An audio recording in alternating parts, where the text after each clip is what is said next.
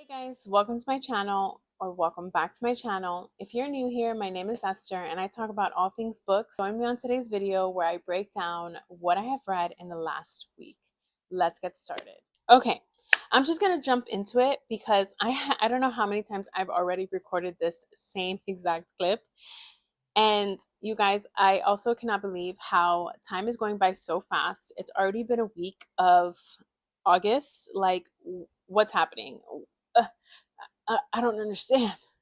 It's been a very productive reading week for me though, compared to like what the entire month of July, where I was like fighting for a slump every freaking day after the first week. So we're gonna just jump right into it, guys. The first book that I finished for this month was The Mashup by Laura Marie Meyers.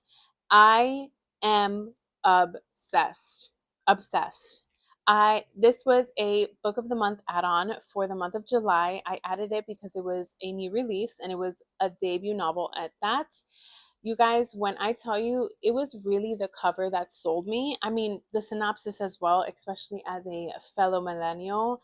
I was sold on the synopsis and the premise of this book, but it was really beautiful cover. It is a rom-com set in today's day and age, but it has the 2000s nostalgic feeling that we all love and adore in rom-coms. It has become probably my number one favorite romance novel of this year. Of course, there's still so many months left of the year, so I can find something that could top it. But as of right now, it has topped Summer in the City for me by Alex Astor. I read that one in February and I was obsessed and I loved it. And that was like my number one. But yeah, The Mashup by Laura Marie Meyers has topped that. We have Ruby, who on her 35th birthday gets broken up with by her long-term boyfriend Connor. Her world is completely upended when he decides to take a job in New York City. Ruby is type A personality. She has a plan to make plans. She's that type of girly, okay? And her twin brother and her best friend Bridget and her brother's best friend Penn all come together to celebrate their birthdays. And Bridget, her best friend, pops out with the MASH game that they made when they were 13 years old. Caught by surprise, Ruby totally is not feeling it. She takes one shot of tequila, and all of a sudden, she wakes up in her Mashland game. You know, of course, if you know MASH, you know that it's mansion, apartment, shack, or house, and you put all of these ridiculous, like out of like pocket things that you write down because you know it's never going to come true. But for Ruby, it did, and her other half is Penn, her brother's best friend, and she needs to figure out how to be able to go back to the original timeline. And she thinks and believes that if Penn falls in love with her, then it'll bring her back to reality. I don't want to spoil anything because obviously, like, you guys should read this. But when I tell you, I laughed out loud so many times, maybe at least a few times in every chapter. That's what I loved. It wasn't even every other chapter. It was every chapter there was something so funny that I laughed out loud. If you enjoy Brothers Best Friends, forced proximity, magical realism, you are going to enjoy this book. I also love that the romance wasn't cheesy in any regard. It was PG, so it was like a clean romance. It was a fade to black scene.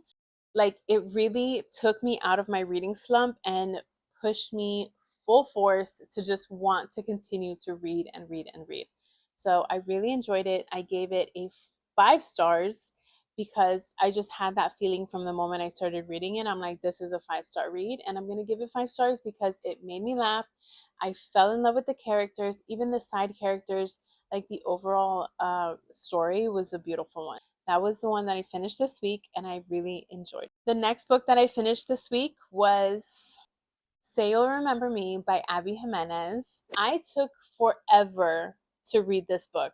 I think I purchased this book in March of this year because I had read the Part of Your World series by Abby Jimenez and fell in love with it. And I was like, I need to read the next one. And because this month I put a challenge for myself to only read hardcover books for my physical TBR, this was one of them.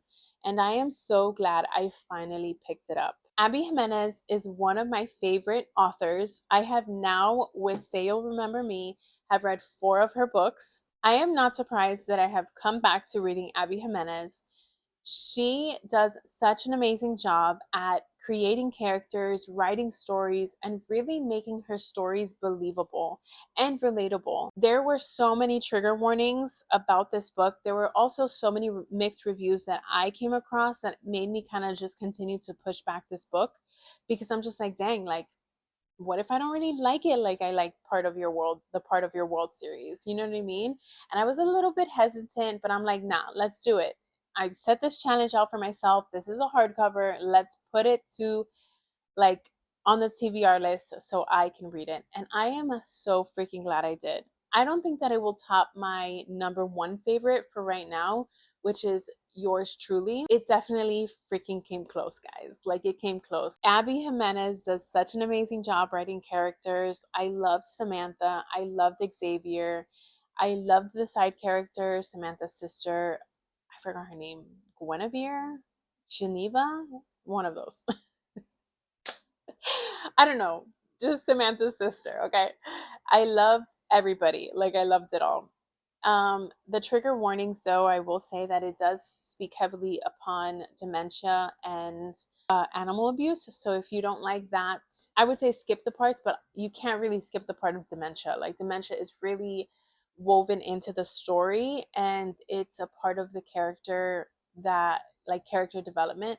There is a brief mention about animal abuse, so if you are very sensitive to that, maybe skip over that part. Overall, you guys, I gave it 4 stars. It was an instant love connection. It was long distance relationship. It did have to deal with grief and, health issues and stuff like that. It did touch upon heavy topics, but Abby Jimenez does such a great job. She shows the darkness of what that real situation is and turns it into something hopeful. That is the reason why Abby Jimenez is one of my favorite authors, because she takes real life and puts it into such a beautiful story that it just captivates you.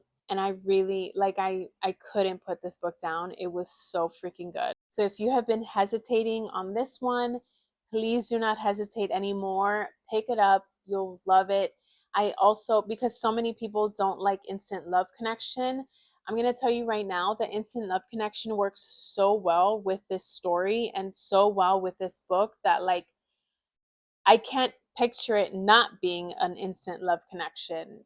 Like, the instant love connection really drives forth the story in a way where you really root for the characters. You root for the characters to be together, to find a way to be together. And when it does, it's like, how can you not freaking like be all giddy and laughing and like jumping for joy? I like screamed once things came to a conclusion. I don't want to spoil it for you guys, but yeah. And on top of that, like, look at this cover. Look how freaking gorgeous. Definitely read it. Add it to your list if you are a lover of romance or if you just love Abby Jimenez. Don't wait any longer. Those were the books that I finished. I only finished 2, which I'm so happy to have done because, like, there's so much time left in the month. Let's talk about the book I'm currently in the middle of. I'm currently in the middle of Agnes Aubert's Mystical Cat Shelter by Heather Fawcett. It is my first cozy romance. It is my first, like, actual fantasy book that I am reading. I want to say that I'm like 50% into it. I'm on chapter 23. I have really been enjoying this one, you guys. The female main character, Agnes, just realized that she has feelings for Havelock, the, like, Dark Lord wizard that has caused havoc in her life and to her cat shelter, which is so funny because, like, she has a cat shelter and he's like so freaking allergic to cats. It's so funny. I think it's so funny. And then there's this one particular cat that always comes close to him and he freaks out. He goes crazy. He's like, "Can you get your cats, please? Like, leave me alone and them damn cats." I am immersive reading this book. I am listening to the audiobook and reading it also. And I'm enjoying and loving the voice actors' accent, because I believe that it is set in I want to say Europe. Paris is mentioned, but I don't think it's France, even though the accent is French. I think it is some sort of, like, part of France. The voice actor, she does such a great job at reading the story, and I love the accent because there is like certain like French words that need to be pronounced, and when I tell you, when I'm reading the book, I'm just like, what? But the voice actor does such a great job at like reading the story. If you're a cat lover, I mean, I love cats, but I'm more of a dog person myself because I have 2 dogs, but like I have owned cats in the past, and each cat has its own personality.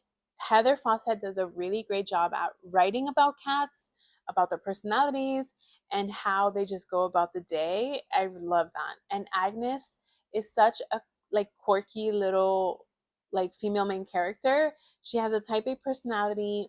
She needs order in her life to feel like she's in control. And Havelock is everything but orderly.